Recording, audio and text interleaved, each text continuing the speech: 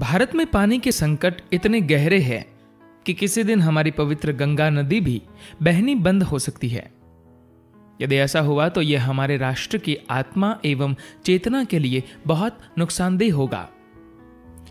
सदगुरु कहते हैं, मूल रूप से आप जिसे मैं कहते हैं, जिसे आप मानवीय ढांचे के रूप में देखते हैं, वह एक खास सॉफ्टवेयर का काम है। आज हम जानते हैं कि सॉफ्टवेयर का अर्थ है याददाश्त या स्मृतियां। चाहे वह व्यक्तिगत मानवीय शरीर हो या विशाल ब्रह्मांडीय शरीर, सब कुछ मूल रूप से 5 तत्वों से बना है: मिट्टी, पानी, अग्नि, वायु और आकाश। और इन 5 तत्वों की भी अपनी अलग स्मृति है। यही कारण है कि वे एक विशेष ढंग से व्यवहार करते हैं। बस एक विचार या भावना के साथ आप पानी की रासायनिक संरचना को बदले बिना उसकी आणविक संरचना को बदल सकते हैं। बिना किसी रासायनिक परिवर्तन के वही पानी विष भी बन सकता है और जीवन का अमृत भी। यह बस इस बात पर निर्भर करता है कि वह किस प्रकार की स्मृति अपने साथ ला रहा है। वह जो कल मिट्टी थी आज हमारा भोजन बन जाती है। कल जो भोजन था वह मनुष्य बन जाता है। वही भोजन वापस मिट्टी बन जाता है। तो यह क्या और कैसे हो रहा है? मिट्टी किस तरह से एक फल, फूल या कुछ और चीज बन जाती है? यह सिर्फ बीज में मौजूद स्मृति यानी कि याददाश्त की वजह से होता है। कैसे कोई अपने पिता या अपनी मां की तरह दिखता है? यह बस वो स्मृति है जो उसे एक कोशिका में होती है और आगे बढ़ती है। सामग्री वही है, बस वही 5 तत्व। लेकिन यह स्मृति है जो आगे बढ़ती है और मिट्टी को भोजन और भोजन को मनुष्य बनाती है। और बस एक विचार के साथ, एक भावना के साथ और अपने ऊर्जाओं पर कुछ खास नियंत्रण के साथ आप इस स्मृति याददाश्त पर उस हद तक एक जबरदस्त प्रभाव डाल सकते हैं कि इसके बारे में सब कुछ बदल जाएगा। आज ऐसे बहुत सारे वैज्ञानिक सबूत उपलब्ध हैं जो दिखाते हैं कि बस एक विचार या भावना के साथ आप पानी की रासायनिक संरचना को बदले बिना उसकी आणविक संरचना को बदल सकते हैं। बिना किसी रासायनिक परिवर्तन के वही पानी विष भी बन सकता है और जीवन का अमृत भी। यह बस इस बात पर निर्भर करता है कि उसमें किस प्रकार की स्मृति है। हमारी दादी नानी हमें बताती थी कि हमें हर किसी के हाथ से पानी या भोजन नहीं ले लेना चाहिए। हमें यह सिर्फ उन लोगों के हाथ से लेना चाहिए जो हमें प्रेम करते हैं, हमारी परवाह करते हैं। यही कारण है कि भारत के परंपरावादी घरों में लोग पीतल के अच्छे बर्तन रखते हैं जिन्हें वे रोज धोकर साफ करते हैं, उनकी पूजा करते हैं और तब ही उनमें पीने का पानी भरते हैं।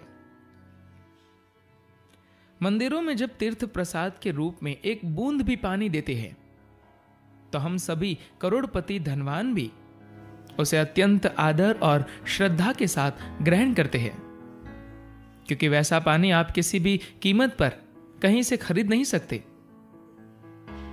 यह पानी ही है जो दिव्यता की स्मृतियां रखता है। यही तीर्थ है। लोग इसे पीना चाहते हैं जिससे ये उनको उनके अंदर की दिव्यता याद दिलाए। भारत में आज ऐसे बहुत से शहर हैं जहां लोग 3 दिनों में एक बार ही नहा पाते हैं। भारत की संस्कृति, हमारी परंपराएं ऐसी है कि चाहे कुछ भी हो, चाहे हम खाए नहीं पर स्नान अवश्य करते हैं। आपको लगता था यह सब अंधश्रद्धा है, पर अब वैज्ञानिक भी यही बातें कर रहे हैं। वैज्ञानिकों ने यह शोध किया है कि जब पानी जबरदस्त रूप से पंपिंग करके ऊपर चढ़ाया जाता है तथा लेड और प्लास्टिक के पाइपों में से कई बार मुड़ते हुए, ऊपर नीचे होते हुए गुजरता है और आपके घरों तक आता है, तो उसकी आणविक संरचना बदल जाती है। इन सब मोड़ों और झुकावों के कारण पानी पर बहुत नकारात्मक प्रभाव पड़ता है। पानी में याददाश्त है, स्मृतियां है, और आपके भौतिक अस्तित्व का, आपके शरीर का 72% भाग पानी ही है। अब बस एक लंबी बोतल है, तो अगर आप एक बर्तन में रखे पानी को सुखमय, आनंदमय बना सकते हैं, तो क्या अपने शरीर के अंदर के पानी को सुखमय, आनंदमय नहीं बना सकते? यही योग का विज्ञान है। भूत का अर्थ है तत्व और भूत शुद्धि का अर्थ है शारीरिक व्यवस्था के अंदर 5 तत्वों की सफाई, यानी शुद्धि। भूत शुद्धि योग का सबसे मूल पहलू है। योग का जो भी प्रकार आप करते हैं वह भूत शुद्धि क्रियाओं का ही एक छोटा हिस्सा है। आपके जीवन के लिए पानी अत्यंत आवश्यक तत्व है, लेकिन आज भारत पानी की जिस स्थिति का सामना कर रहा है वह वास्तव में बहुत कठिन है। 1947 में भारत में जितना पानी प्रति व्यक्ति लोगों को मिलता था, आज उसका बस 18% ही मिल रहा है। भारत में आज ऐसे बहुत से शहर हैं जहां लोग 3 दिनों में एक बार ही नहा पाते हैं। भारत की संस्कृति, हमारी परंपराएं ऐसी है कि चाहे कुछ भी हो, चाहे हम भोजन न करें, पर स्नान अवश्य करते हैं। अभी यह परिस्थिति हो रही है कि बहुत से लोगों को रोज नहाने को नहीं मिल रहा है। यह कोई विकास या प्रगति की बात नहीं है, ये कोई खुशहाली नहीं है। ऐसा लगता है कि अब वो दिन आने वाले हैं जब हमें पानी भी एक दिन छोड़कर पीना पड़ेगा। एक राष्ट्र के रूप में हम पर्याप्त रूप से संगठित नहीं हैं। नहीं हमारे पास इतने साधन है कि हम एक स्थान से दूसरे स्थान तक लोगों के लिए पीने का पानी ले जा सकें। लाखों लोग बिना पानी के मर जाएंगे। कुछ साल पहले जब मैं हिमालय में घूम रहा था, तो मैं गंगा नदी पर बने टहरी बांध पर पहुंचा। मुझे मालूम पड़ा कि बांध में पानी का स्तर इतना कम हो चुका था कि बस 21 दिनों का ही पानी बचा था। अगर 21 दिनों में बारिश न होती तो वहां से आगे गंगा न बहती। क्या आप इस बात की कल्पना कर सकते हैं कि अगर गंगा बहनी बंद हो जाए तो भारत के जनमानस पर इसका क्या असर पड़ेगा? गंगा हमारे लिए केवल एक नदी नहीं है।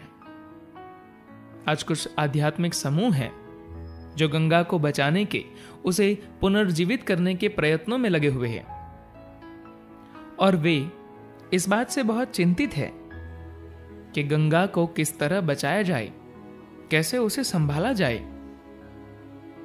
भारतीय लोगों का गंगा से एक गहरा भावनात्मक जुड़ाव है।